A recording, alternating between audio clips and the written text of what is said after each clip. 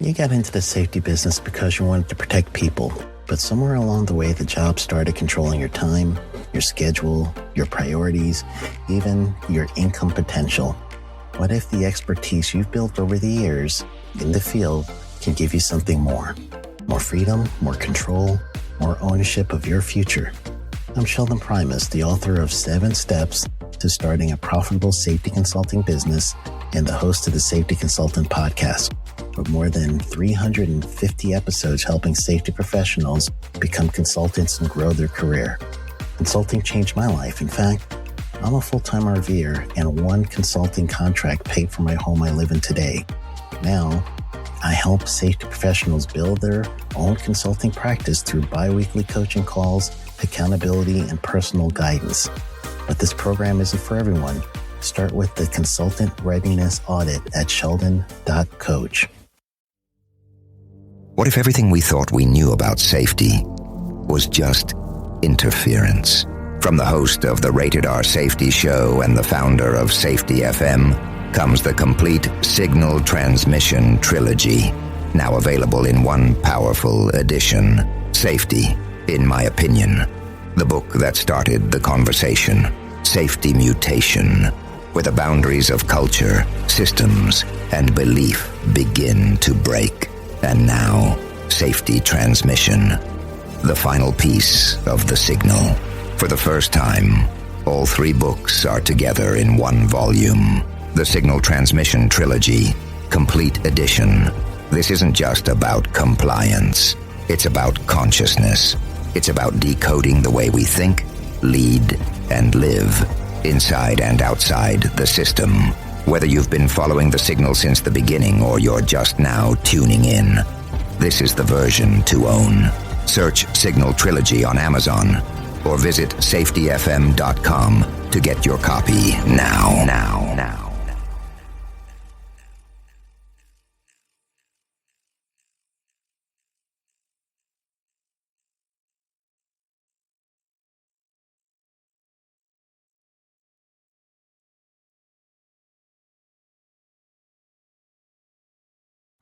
You got into the safety business because you wanted to protect people, but somewhere along the way the job started controlling your time, your schedule, your priorities, even your income potential. What if the expertise you've built over the years in the field can give you something more? More freedom, more control, more ownership of your future.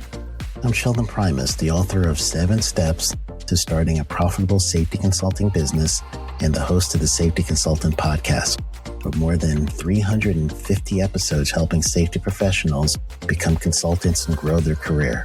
Consulting changed my life. In fact, I'm a full-time RVer, and one consulting contract paid for my home I live in today. Now, I help safety professionals build their own consulting practice through bi-weekly coaching calls, accountability, and personal guidance. But this program isn't for everyone. Start with the Consultant Readiness Audit at sheldon.coach. What if everything we thought we knew about safety was just interference? From the host of the Rated R Safety Show and the founder of Safety FM comes the complete Signal Transmission Trilogy, now available in one powerful edition. Safety, in my opinion, the book that started the conversation. Safety Mutation, where the boundaries of culture, systems, and belief begin to break. And now, Safety Transmission, the final piece of the signal. For the first time, all 3 books are together in one volume. The Signal Transmission Trilogy, Complete Edition. This isn't just about compliance. It's about consciousness. It's about decoding the way we think, lead, and live, inside and outside the system.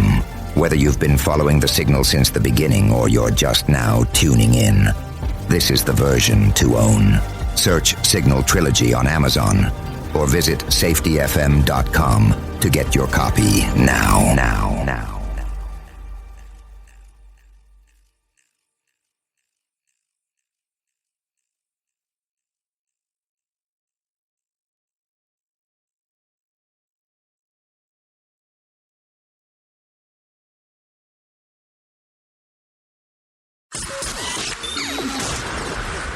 This show is brought to you by Safety FM.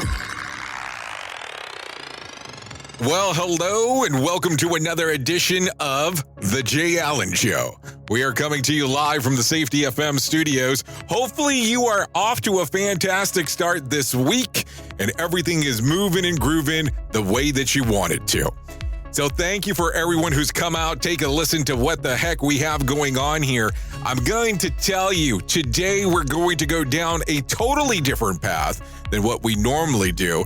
And we're going to have a conversation today that's more than just about safety, that it's more than just about a human being, that it is more than what your standard conversation is.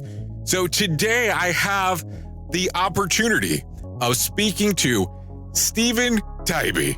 For more than 25 years, Steven Taibbi was a producer, director, and director of photography for Steven G. Taibbi Productions, a television production company, and a contributing editor at Videography magazine for 10 years. He also wrote articles for multiple magazines. He's written television scripts, TV and radio commercials, and was a lyricist for a songwriting team. He went on to be the vice president of Transplant Speakers International and is now a public speaker and a photographer. Steven Taibbi is also an author, and he is definitely a walking miracle. And that's where our conversation is going to focus on today. So sit back and enjoy my conversation with Steven Taibbi on The Jay Allen Show. Safety FM. Changing safety cultures, one broadcast and one podcast at a time. No. I go back and I'll do an edit into it, but I need to know. Tell me the story. I mean, I say edit. I should almost say I'll do a cut in, but you've been going through cuts for all your life. Let's start off with that. Are we recording now? Oh, we're always recording. Oh, okay. All right. So, well, you want me to go into my story, you said? Oh, go right ahead. Go. That's what we're here for. I think you have such an intriguing and interesting story. I mean, I saw the small clip about your book, but even before we get into the book, there's so much to the story, and it's such a rich and detailed story that I would just love for you to cover it with the audience. Okay. Well, to start off, and I'll just give like a little peanut-sized version of the basic story. I was born with something called Holt Oram, Holt, Oram, like Utah. And it's a syndrome. And it comes as a triad of birth defects. And those are nervous system, venal system, and the skeletal system. And in the skeletal system, that's where it first shows up, of course, when you're born. And you have, and I came with crooked thumbs. I actually don't have thumbs. I have 4 index fingers. Now, that could have been where my hands ended in a point and 3 fingers. It could have been where my wrist ended in a point. It could have been where my elbow rested in a point.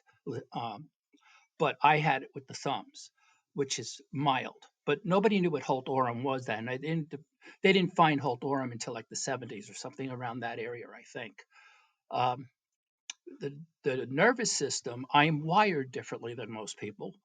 And that shows up sometimes in operations and things. I have what they call a cookie bite hearing loss from that. When I rub my eyes, they squeak, and other odd little things like that.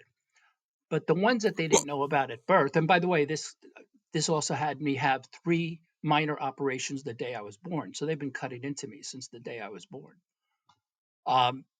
So when I was 5, I was sickly, I was blue, cyanotic. And my mother was a nurse, and she was running around doctor to doctor trying to get somebody to listen to her. She knew something was wrong. They didn't. She finally found a doctor who would listen. And they found out that I had an extremely enlarged heart. And what I really had was what they called back then a hole in the heart, or ASD, atrial septum defect. Back in 1958, when I was diagnosed and had my first operation, the survival rate for ASD repair was 50%. And of course, it was major open heart surgery. That was the cutting edge surgery of the day. And so my parents went in for that operation with me. And when they did the operation, they found that I had 2 holes in my heart. And they couldn't repair them both at the same time because they didn't think I was strong enough. And they found a vein that was plumbed backwards. So they sent me home after repairing only one hole, hoping I would gain enough strength to have survived the second operation. Now, here's the real kicker. My parents had already been told I had well under a year to live when I had the first operation. And now they were telling my parents I had maybe a year to live for the second operation, and they waited a year. At the end of that year. But hold on. Let me ask a strange question here. What is your survival rate if they opt not to give you the surgery? If they say, okay, we're not going to do it before they even find out about the second hole in your heart? It's death. Okay. Yeah, it's a bad ending. It's the one I've been trying to avoid all my life, actually. Excuse me. So then I went in for the second operation, and at that point in time, no one had lived through two. I was the first person in the world to live through two open heart repairs for ASD. And, I got the last rites and all that stuff. And how old are you when you're getting the last rites this first time? 6 years old. Oh, my. And it's really hysterical how parents and doctors are, because, first of all, obviously I'm a Catholic, Italian Catholic. And I've already gone to catechism and stuff. And I've already had my... I've had some catechism, and any Catholic knows what last rites are. So your parents are trying to tell you everything is okay, and there you are getting last rites. So they can't hide that from you as much as they try to. And the fact that the priest was crying like a baby giving them to me didn't help. And what kind of emotions are you going through at this time? I mean, this has to be, you're going into a surgery again. So how much are you freaking out, if you can remember, of course, the timeline? I remember this very well. I remember that my parents were being stoic. They weren't telling me the truth, but I was gleaning a lot from them, from their body language, from, all that stuff, right? Children aren't given the credit they deserve for, I may not have known words, but I knew what they were doing. You just know. I knew I was in a fight for my life. I knew it the first time.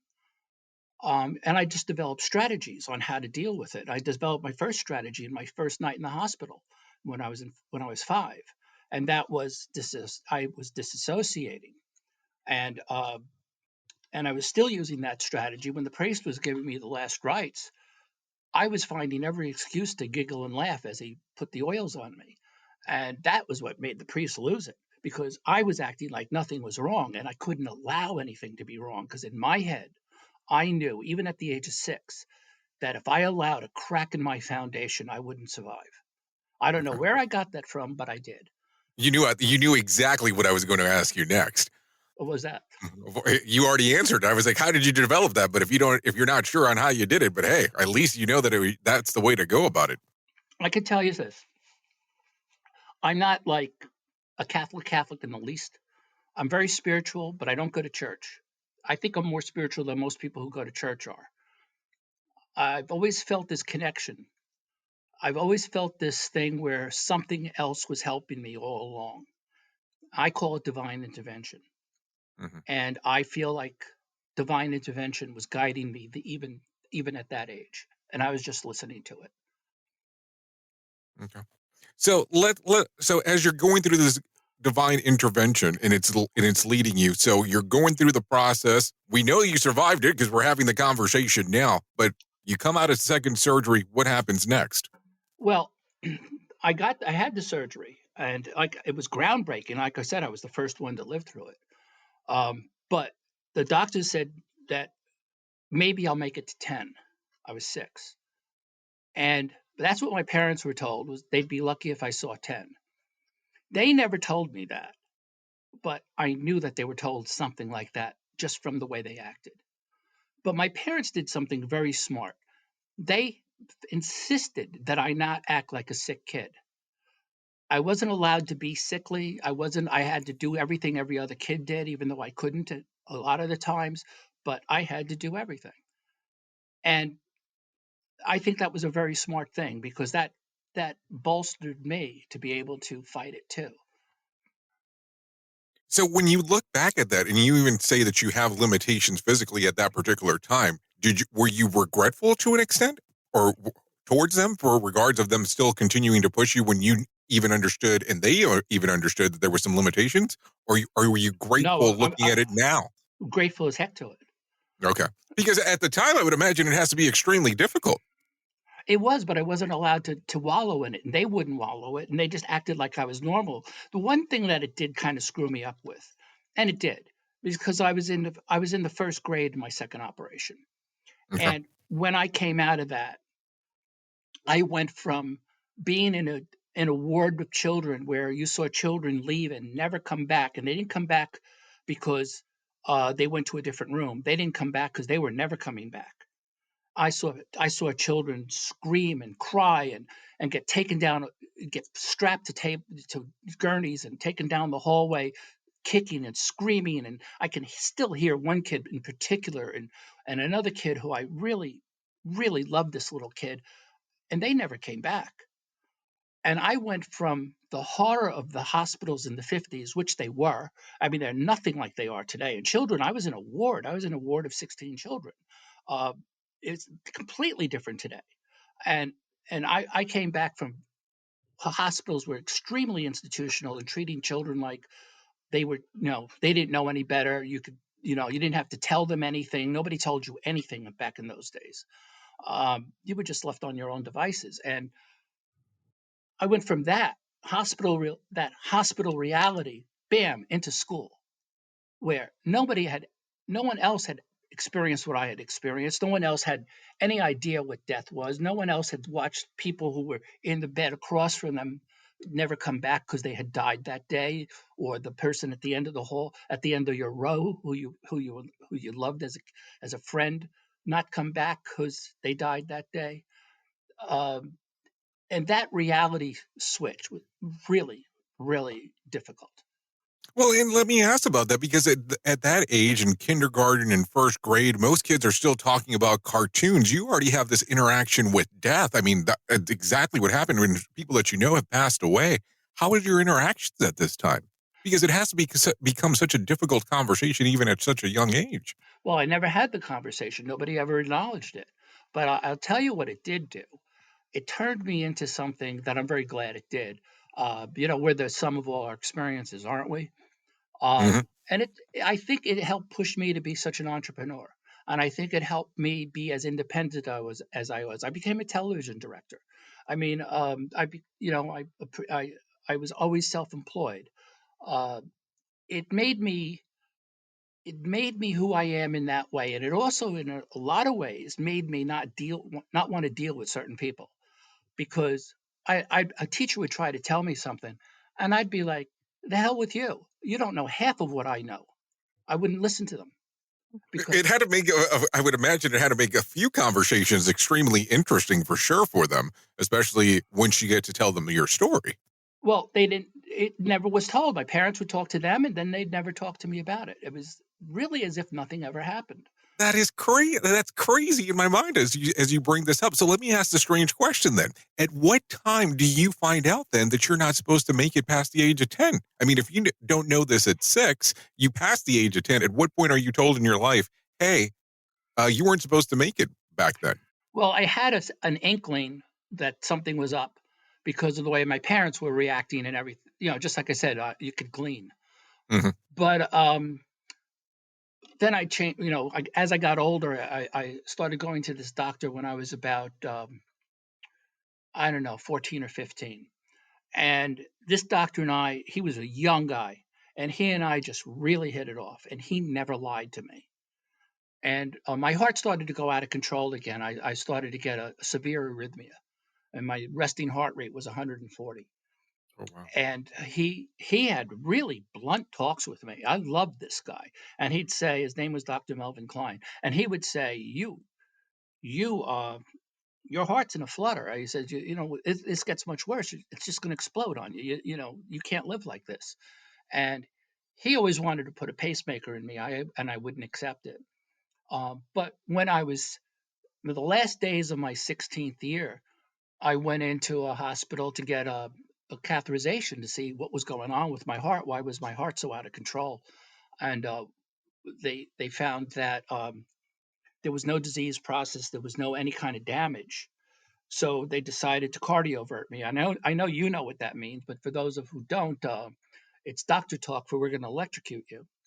And I'll never forget this. I'm in the cath room, and the doctor comes to me, and this is really interesting because I was 16, just a few days short of 17, and the doctor asks my permission. They didn't ask my mother; they asked mine. And as far as I know, they never left the room to ask my mother.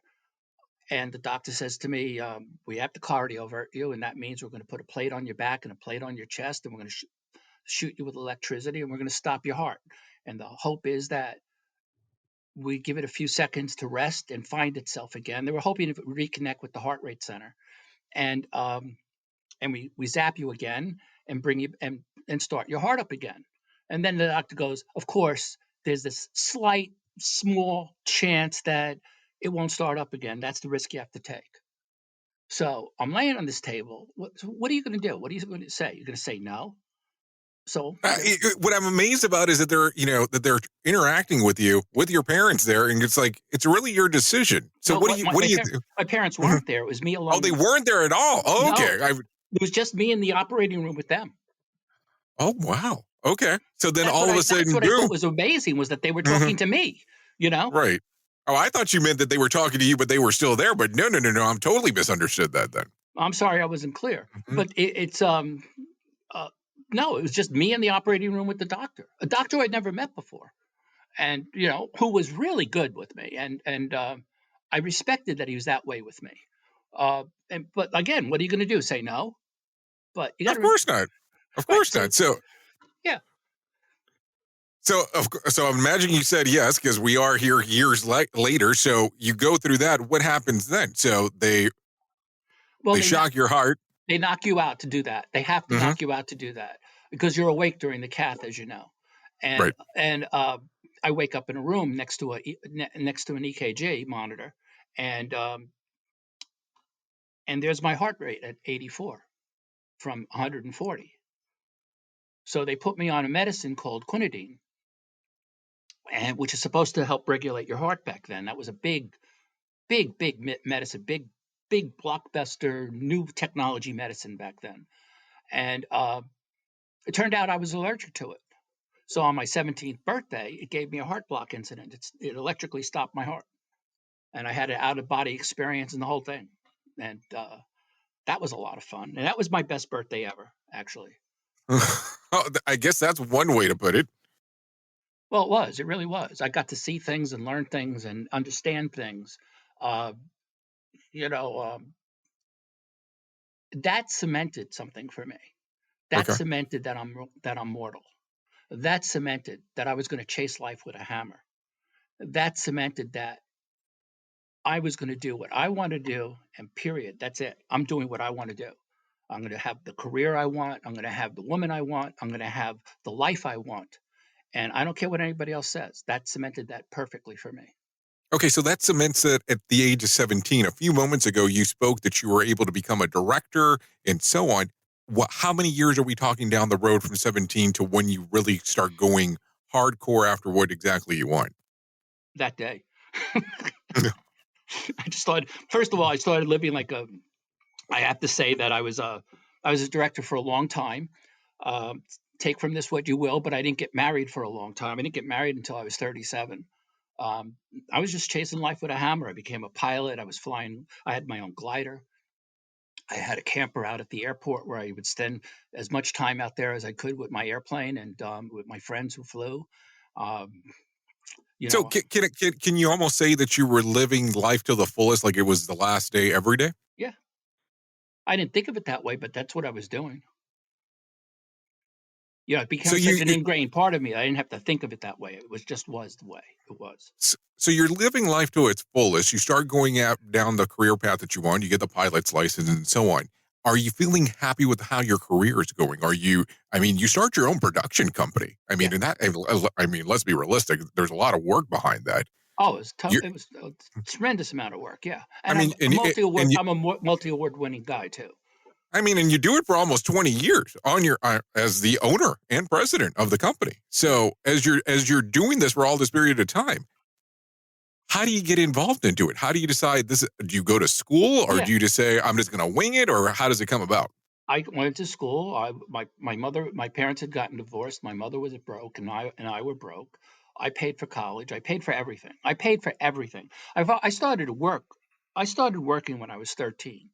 I have an extremely strong work ethic, and my parents stopped giving me an allowance when I turned 13.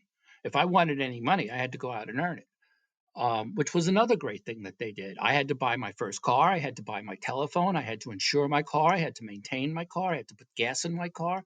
I had to pay for college. I had to pay for my books.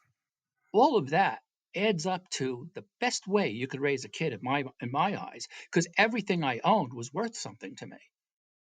My $100 car that was rusted out, my first car, was like a Rolls Royce to me because I owned it. I bought it. I mean, yeah, you earned the whole thing as you did everything for that. So you graduate from college, you start your own company, you start moving down. Now, how's the health at the time? How are things going in that arena? Not great. Because after I was 17, I was told that, okay, I wasn't supposed to get through past 10, but I got past 17 and that. But my doctor told me, you'll be lucky if you make 30. This is The Jay Allen Show. Hey, have you ever wanted to hear what's going on around in the world of safety and you're not able to do so? Have you ever wanted to take a listen to what exactly is going around in the world of safety? What if we called that thing Around the Safety Pod? And we told you month over month what is happening in the mix. Would you care to know? What would it be worth to you? Now, here's the fun part. Besides that you can find out exactly what's going on inside of the world of safety, there's also other information available there. Stuff that you can start using as early as today. How about you give us a look? Go to our website, safetyfmplus.com. That's safetyfmplus.com to find out what exactly is going on inside of the world of safety, around the world of safety, and inside of the world of safety. And don't forget to tell them that Jay Allen sent you. I'll see you on the other side. Make sure to join the revolution. And we are back on the Jay Allen Show on Safety FM. These doctors are not, they're always against you. It sounds like they're always giving you odds that you don't want to hear. And it sounds like you want to continuously prove them wrong, and you have a pretty big reason to. Yeah, so, I think so that's 30's part of it. So 30 is the new number now. So then all of a sudden you're thinking, okay, so I didn't think I'd make 30. I never thought I'd get to 30. Neither did any of my friends. But I was going to still live life out the way I wanted. But when you start looking at this and you hear this, let's have the honest conversation for a moment of how do you look at it? Are you doing the countdown? Let's just be realistic. Are you looking at it almost like a death clock? Like, hey, this is how much time I have before I'm 30. No, yes and no, because again, I go back into that thing where I deny it to an extent, and I'm just going to live my life, and it is a part of me that thinks I can make myself live past it, if you get my drift. Mm-hmm. And that's just what I did. I wasn't, because if I was counting down the clock, it would make me stop doing things, wouldn't it? Yes, absolutely. Now, the interesting part that you mentioned earlier is you didn't get married until you're 37, so you wanted to go 7 years past to make sure that it was actually going to work. Well, no, something happened in the meantime. When I was 30, almost 34, I went back to my doctor, and we had my EKG, and I will never forget this in my whole life. And he's staring at my EKG, just staring at the strip. And I'm sitting there. The way he's staring at the strip just has me like, uh-oh. And he turns to me and he says, this is a quote. He said, "I don't know how you did it, but your EKG is indistinguishable from any normal person's." He goes, "You did it. You beat it. Go out and live." And I bought on my birthday, which was the 17th anniversary of my almost dying when I was 17, I bought an airplane that day on my birthday, on the 34th birthday. So hold on. The birth. How do you beat it? That's incomprehensible to an extent. I think I just willed myself. I am a big believer. And, I'm trying to start a movement between doctors and patients, and I Mhm. want everybody to understand each other. And I think patients and doctors both don't understand enough how much healing is up to the patient. A lot of people confuse the idea that the doctor does the healing. You go to the doctor for him to cure you or her to cure you. Most of my doctors are female, so I should say she. But um, that's a big misunderstanding with a lot of doctors and a lot of patients. I say this line when I speak to doctors at hospitals. I say, a patient comes to you and they say, "Doctor, I'm sick," and the doctor says, "Yeah, you are sick," and the patient says, "Can you cure me? Can you heal me?" And the doctor says, "Yes, I can." Who's wrong in that conversation, Jay? That's the great question, because I always go back to that movie Malice. Do you remember that older movie? Are you familiar with it? I am, yes. And he uses that line where he says that he's essentially a god because people put their life in their hands. So I always think about that, which is a terrible question to ask people. I think that the doctor's wrong in it, if I'm being honest here. They're both wrong. They're both wrong. And is that when you start thinking right there on that spot It's of just grateful guilt? I mean, do you start thinking about it that early in? Oh, yeah. I thought I was thinking about how much the patient is involved early in. See, this is the thing. Doctors, and believe me, I owe my life to doctors. How do you think I think about doctors? I mean, you can only think I think about doctors one way, right? I mean, I revere doctors. I love my doctors. Doctors saved my life. But they did, like when you buy a bottle of bacitracin, it says it promotes healing. It doesn't heal, it promotes it. And that's what doctors do, and nurses and hospitals. They promote healing. The patient does the healing. If I'm in a So, car, so, if so I'm, you almost are saying then that we look at healing incorrectly inside of the way that the Western society and the Western world looks at stuff. I guess Because I guess you could Mhm, call that more towards an Eastern medicine thing, but I don't think of it mhm, as that Eastern or Western. I just think of it's correct that it's the patient that does the healing. okay. So where does medication fall along in those lines from your point of view? Medicine, doctors, operations, hospitals promote healing. The Okay. patient is the one that does the healing. So if I'm in a horrible car accident and doctors put me back together again and they do everything properly, I could still die if my will isn't there. Isn't it true? If I'm not going to, That right? If mhm, I'm not going to fight, I'm not going to live, right? that's normally how it ends up working. Right. So that means that the patient has to understand that their responsibility in being the patient is that they have to be the ones fighting and healing. And that's Well, I mean, I almost look at this as we're having this conversation that there is some gamification then based on how you're saying this in regards of healing. And believe me, I'm going to take it as you're you're a revered expert at this because you've of everything you've been through. So I'm taking your word to what you're saying, but there is some gamification based on how you're describing it. what do you mean by that? I want to make sure I understand your meaning. So what I'm saying here is that you have to play your part. You have to do How? your part. So imagine like if you're controlling an avatar. Does that make sense? So like if Mhm. you're playing a video game, you have to do certain things to be able to proceed and get better. It's Yep. almost the same. It's the same concept. Yep. It is the patient is the one who gets better. The doctors can do everything they can, everything they've studied and learned and all their experience, and they can do everything they do, and they can do everything 100% right, and the patient can ruin it all. So let me ask this because you know that when you start talking to people about this, some people are going to give you the strange look of that's a little, a little strange for me.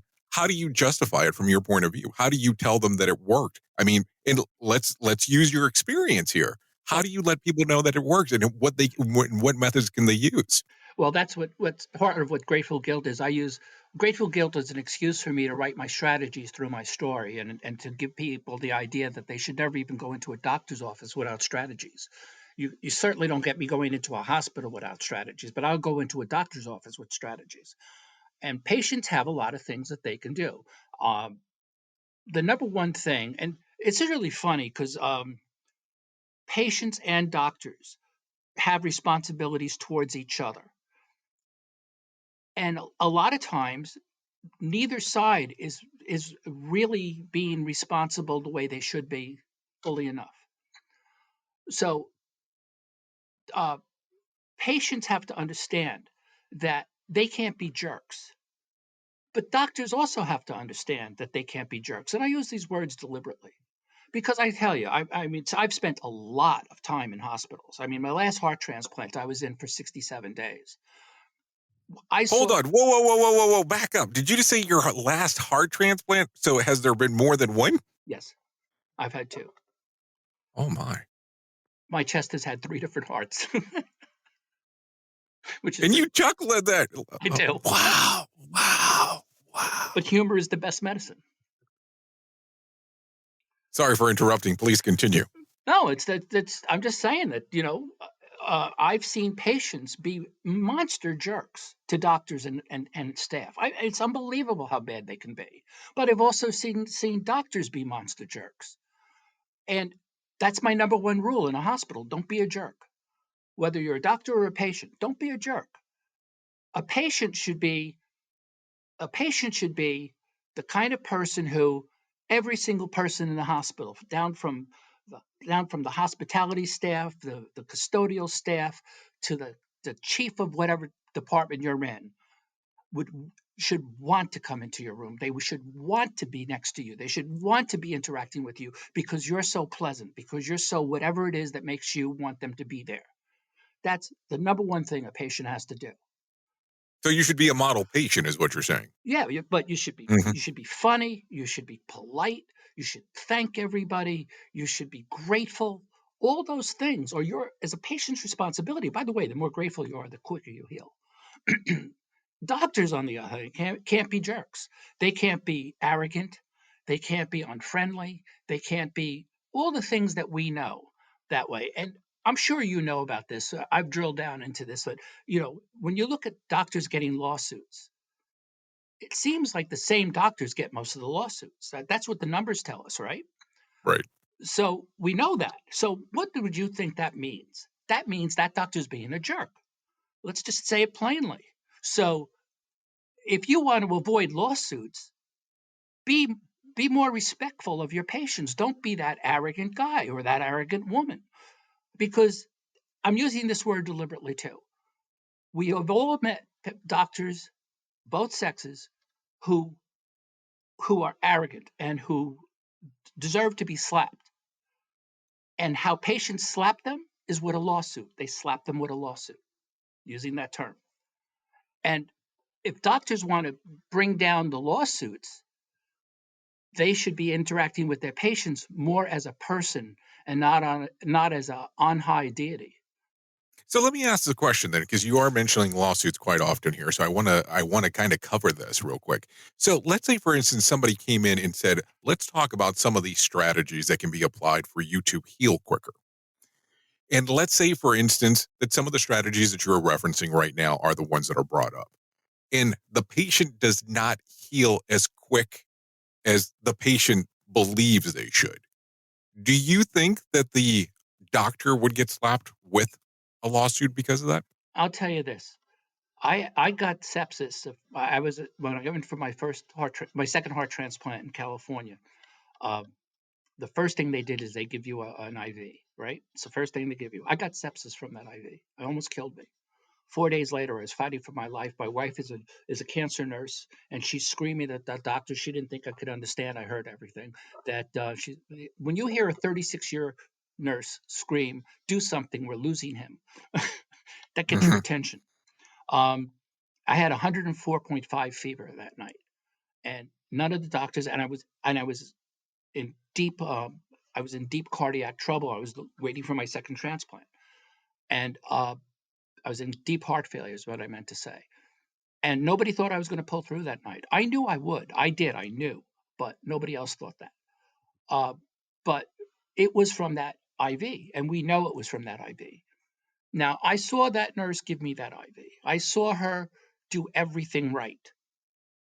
She swabbed the area, she injected the area, she swabbed, she did the right amount of count. She did everything right. But somehow, so either something brushed me that neither of us saw, or there was something wrong with the needle in the package. I don't know what it was. Nobody knows what it was. But the doctor, the cardiologist came into my room my first day that I was really lucid and I was out of trouble. And I said to him, I have a real lawsuit here, don't I? And he kind of shook his head and went, yeah, you do. I said, well, I watched her give me that IV. She didn't do anything wrong. So I can't in good conscience sue you because I'm not going to, because she didn't do anything wrong that I could see. There was nothing, nothing that I should sue you for. So I'll make a deal with you. All the time that I have to spend here, because it put me off my transplant by weeks.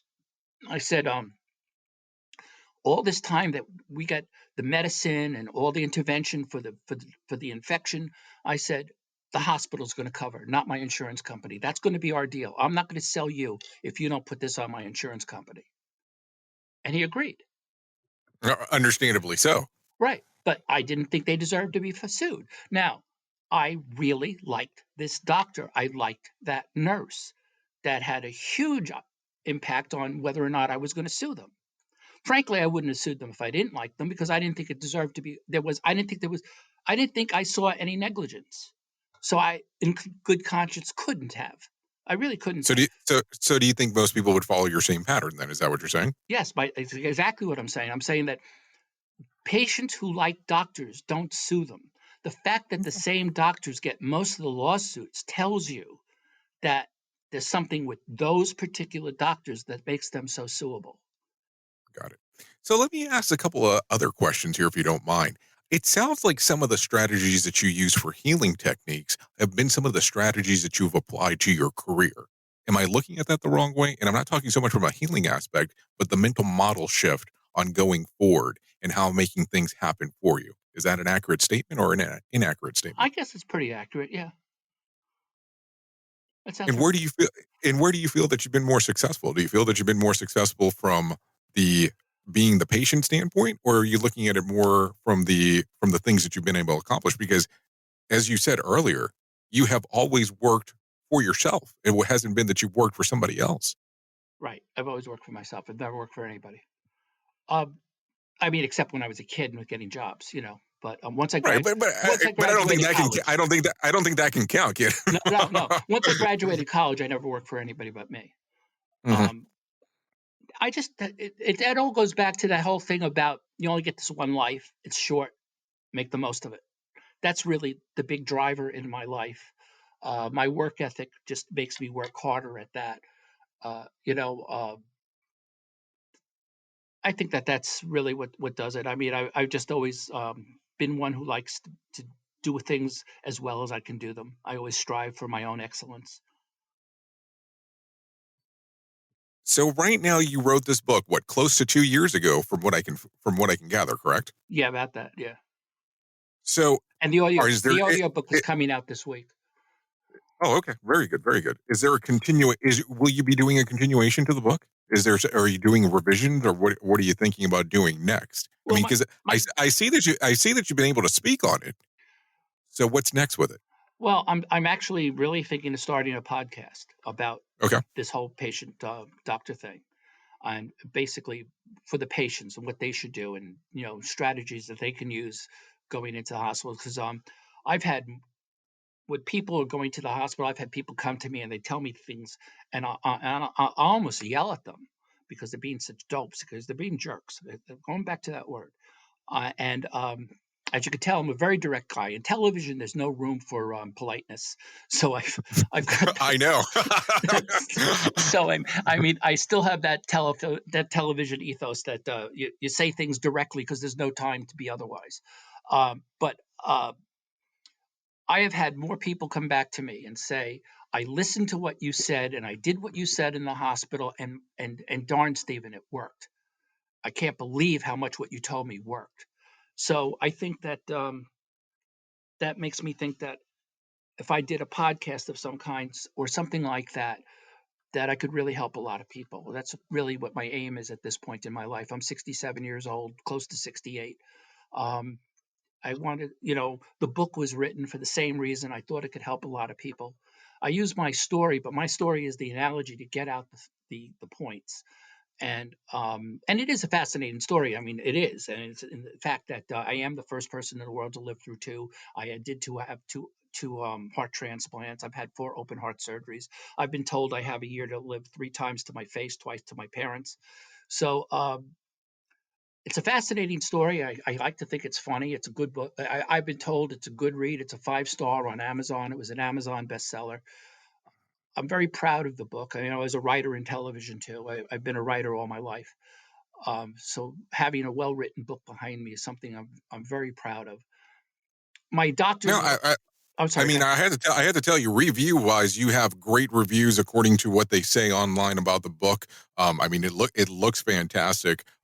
So you're saying that this week, so by the time that this podcast will come out or this episode, your audiobook will be available. Now that is going to be available on Audible? Yes, I'm hoping so. I mean, I don't know what the holdup was. I thought it would be out like a week or 2 ago, but it's still not out. So I'm dealing, my consultant is telling me she's working on it. I don't know what's going on exactly. I'm sorry.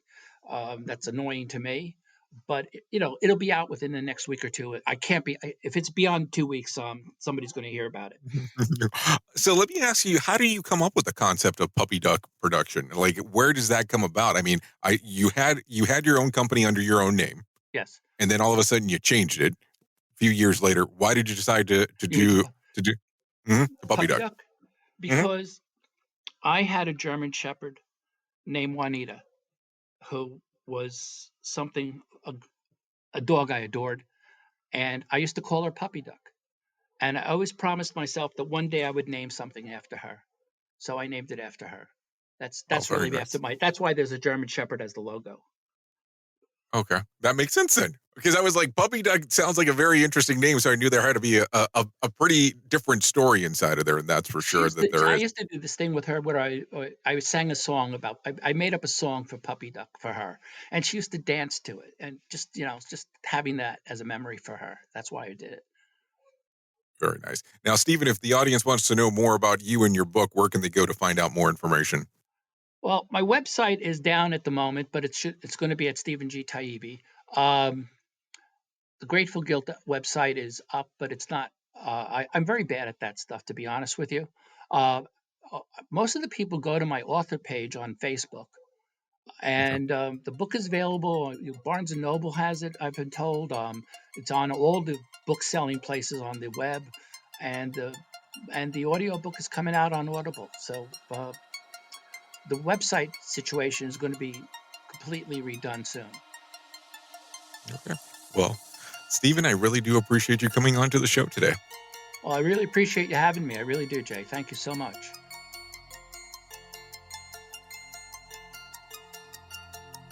So there you go. That is the interview with Steven Taibbi. Man, what a story does he have to share. Now, if you want to find out more information about him, like he did say, you can go to his website. Also, pick up his book, Grateful Guilt, Living in the Shadow of My Heart, a true story. And this will bring another episode of The Jay Allen Show to an end. You have been listening to The Jay Allen Show exclusively on Safety FM, home of real safety talk. Thank you for always being the best part of Safety FM, and that is the listener. Don't worry, we'll be back with another episode of The Jay Allen Show before too long. Goodbye for now.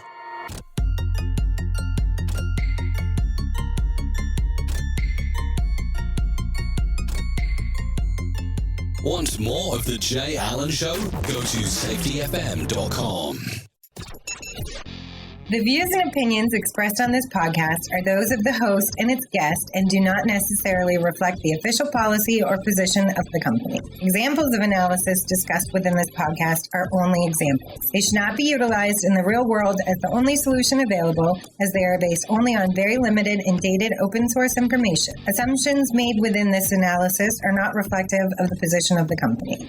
No part of this podcast may be reproduced, stored in a retrieval system, or transmitted in any form or by any means, mechanical, electronic, recording, or otherwise, without prior written permission of the creator of the podcast, Jay Allen.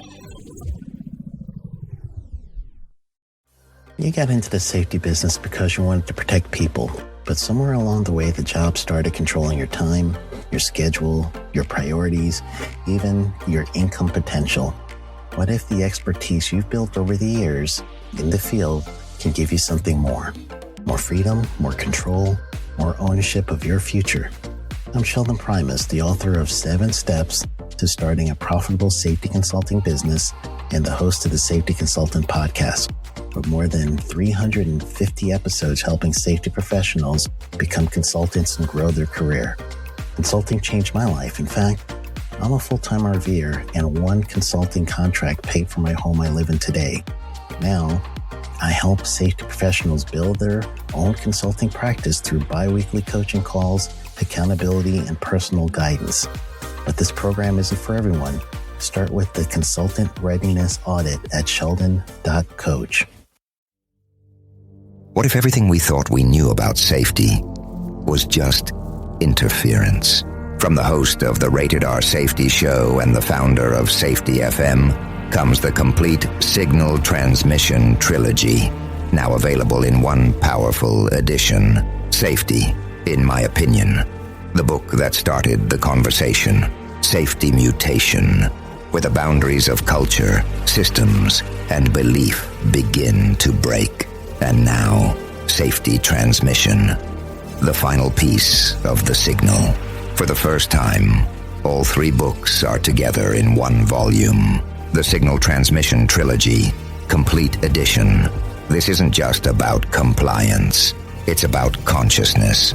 It's about decoding the way we think, lead, and live, inside and outside the system. Whether you've been following the signal since the beginning or you're just now tuning in, this is the version to own. Search Signal Trilogy on Amazon or visit safetyfm.com to get your copy now.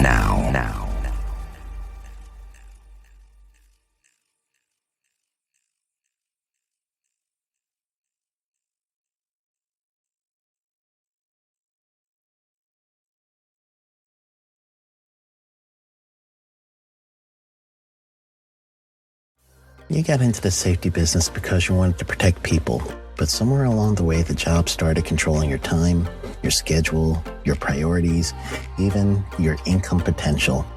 What if the expertise you've built over the years in the field can give you something more? More freedom, more control, more ownership of your future.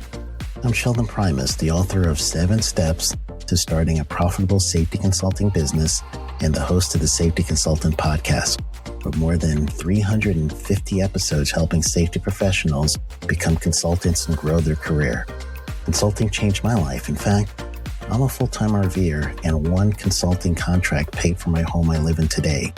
Now, I help safety professionals build their own consulting practice through bi-weekly coaching calls, accountability, and personal guidance. But this program isn't for everyone. Start with the Consultant Readiness Audit at sheldon.coach. What if everything we thought we knew about safety was just interference? From the host of the Rated R Safety Show and the founder of Safety FM comes the complete signal transmission trilogy, now available in one powerful edition. Safety, in my opinion, the book that started the conversation. Safety Mutation, where the boundaries of culture, systems, and belief begin to break. And now, Safety Transmission, the final piece of the signal. For the first time, all 3 books are together in one volume. The Signal Transmission Trilogy, Complete Edition. This isn't just about compliance. It's about consciousness. It's about decoding the way we think, lead, and live, inside and outside the system. Whether you've been following the signal since the beginning or you're just now tuning in, this is the version to own. Search Signal Trilogy on Amazon or visit safetyfm.com to get your copy now.